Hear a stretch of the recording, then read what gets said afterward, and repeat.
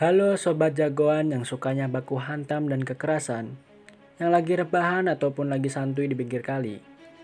Seperti biasa, kali ini gue akan membahas film peperangan dan baku hantam lagi, yang berjudul 71 Into the Fire.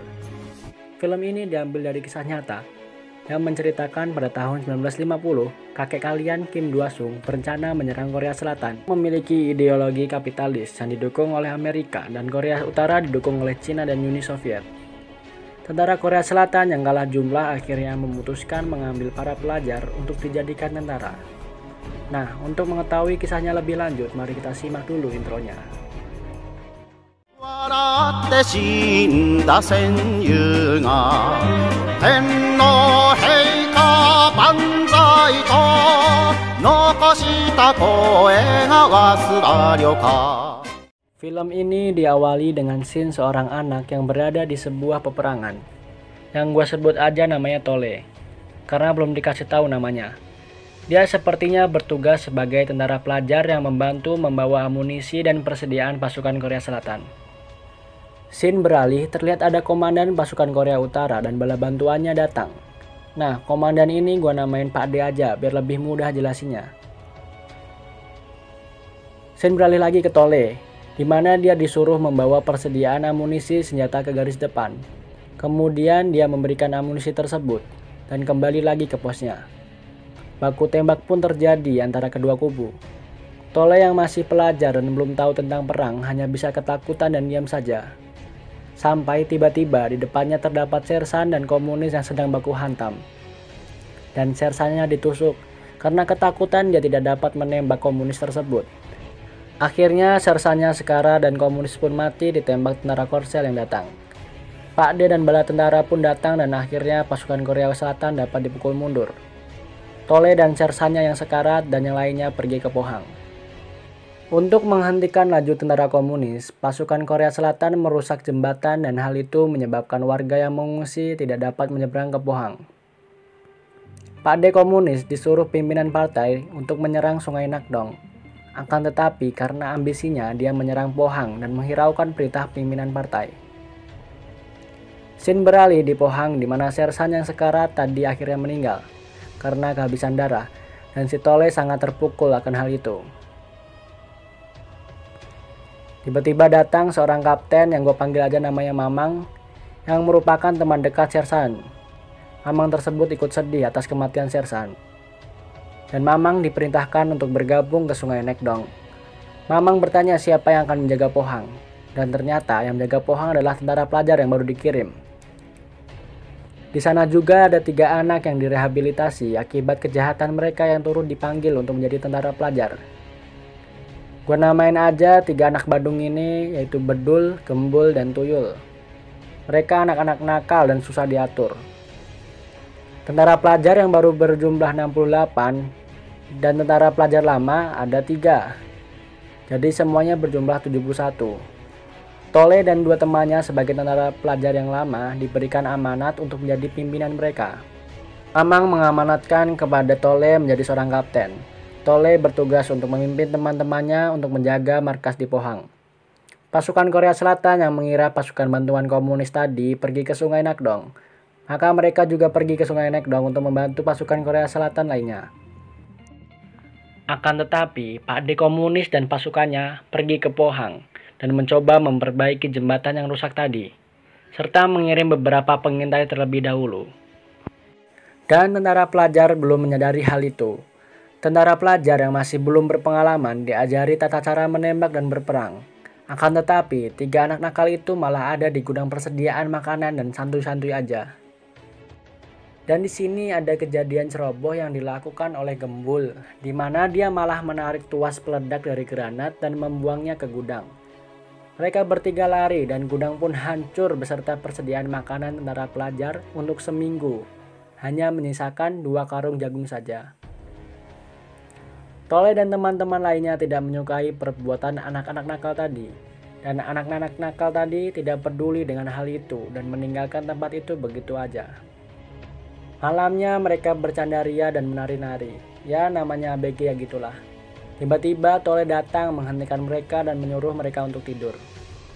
Tole dikabari bahwa ada beberapa pasukan komunis yang sedang mengintai dan datang di sekitaran markas. Kemudian mereka semua bersiap untuk melihatnya. Dan benar aja, ada beberapa pasukan komunis di sana, dan mereka akhirnya menembak pasukan komunis tersebut dengan brutal, sehingga pasukan komunis mati. Mereka semua malamnya nggak bisa tidur dan was-was untuk terus menjaga. Keesokan harinya, mereka mencoba melihat ke hutan untuk mengetahui seberapa banyak pasukan komunis. Pada saat di hutan, Bedul malah menyalakan rokok, dan hal itu dihentikan oleh teman Tole. Karena saat perang, asap rokok dapat tercium hingga 4 km. Dan hal itu ternyata benar, ada pasukan komunis yang mengintai dan menembaki mereka. Dan Gembul juga tertembak dan tewas. Hal itu membuat Bedul sangat sedih dan mengejar pasukan komunis itu. Sampai di ladang ternyata itu hanya sebuah jebakan. Dan mereka diserang oleh pasukan komunis yang sudah menunggu. Dan baku tembak pun terjadi. Pasukan komunis yang sedikit jumlahnya akhirnya dapat dikalahkan. Karena kejadian itu dan tadi malam, tentara pelajar 16 tewas dan 5 terluka, dan pasukan komunis 14 yang tewas. Mereka berusaha menghubungi Mamang Kapten bahwa komunis menyerang Pohang. Tapi Mamang juga sedang sibuk di Sungai Nekdong dengan banyak bombardir yang dilakukan oleh Korun. Mereka disuruh untuk terus bertahan di sana sampai bala bantuan datang. Scene beralih, ternyata ada satu tentara pelajar yang ketangkep, dan dia disiksa serta diinterogasi. Kemudian datang Pak D dan memberikan dia air serta membawa dia untuk kembali ke teman-temannya, serta memujuk teman-temannya untuk menyerah. Dengan mengibarkan bendera putih di atas tiang bendera sebelum jam 12 siang. Mamang yang meminta izin kepada komandan untuk meminta bantuan, akan tetapi komandan itu menolaknya. Akan tetapi Mamang pun akhirnya tetap pergi ke Pohang hanya bersama 10 pasukan saja, dan dia diberi oleh pasukan Amerika sebuah super bazooka yang bisa menghancurkan dengan mudah tank komunis. Bedul mengajak mereka semua untuk mundur, akan tetapi Tole ingin tetap bertahan di markas. Akhirnya Bedul mengajak Tole baku hantam, dan baku hantam yang sengit pun terjadi. Tiba-tiba terdengar suara tembakan.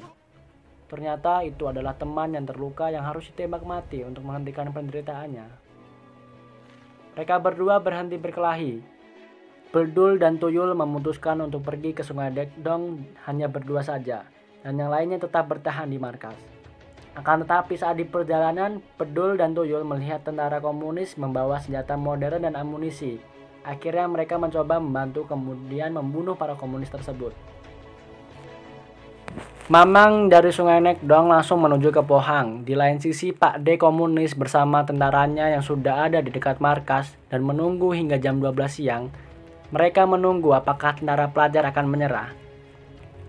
Tiba-tiba, tentara pelajar menghujani mereka dengan granat lontar dan membuat mereka semua kalang kabut. Pak D yang marah besar akhirnya memutuskan untuk menyerang dan membunuh mereka semua. Terjadi baku tembak yang sengit. Pasukan pelajar yang tetap bertahan terus membalas serangan dari pasukan komunis. Hingga akhirnya mereka dipukul mundur masuk ke markas. Wah, Bedul dan Tuyul datang menggunakan mobil menembaki pasukan komunis dengan senjata yang diambilnya tadi. Kapten menyuruh pasukan pelajar untuk bertahan 1 jam saja. Mereka harus berjuang habis-habisan untuk mempertahankan markas di Pohang tersebut. Satu demi satu mereka berguguran. Hingga hanya tersisa Bedul dan Tole yang sekarang sudah berteman baik di atas gedung untuk tetap bertahan. Pasukan komunis yang banyak ditambah tank menyulitkan mereka. Hingga akhirnya Mamang pun tiba dan menggunakan bazooka untuk menghancurkan tank tersebut. Dan Mamang datang membantu, akan tetapi semua sudah terlambat. Tole dan Bedul mati karena Pak D. Pak D pun mati karena ditembak Mamang. Ending yang menyedihkan. Tapi pengorbanan mereka semua 71 pasukan yang mati adalah simbol nasionalisme dan akan terus dikenang Korea Selatan nantinya. Begitulah cerita dari 71 tentara pelajar yang berusaha mempertahankan markas di Pohang. Sepertinya semua sudah jelas yang saya ceritakan, ya intinya perang ini hanya akan menghancurkan kedua belah pihak. Yang menang jadi arang, yang kalah jadi abu. Akhirnya pada tahun 1953, bapak kalian semua yang bernama Kim Do-sung memutuskan untuk melakukan gencatan senjata. Oke sobat jagoan, kalau ada film yang bagus dan ingin gua ceritakan, tinggal tulis aja di kolom komentar. Seperti biasa, terima kasih.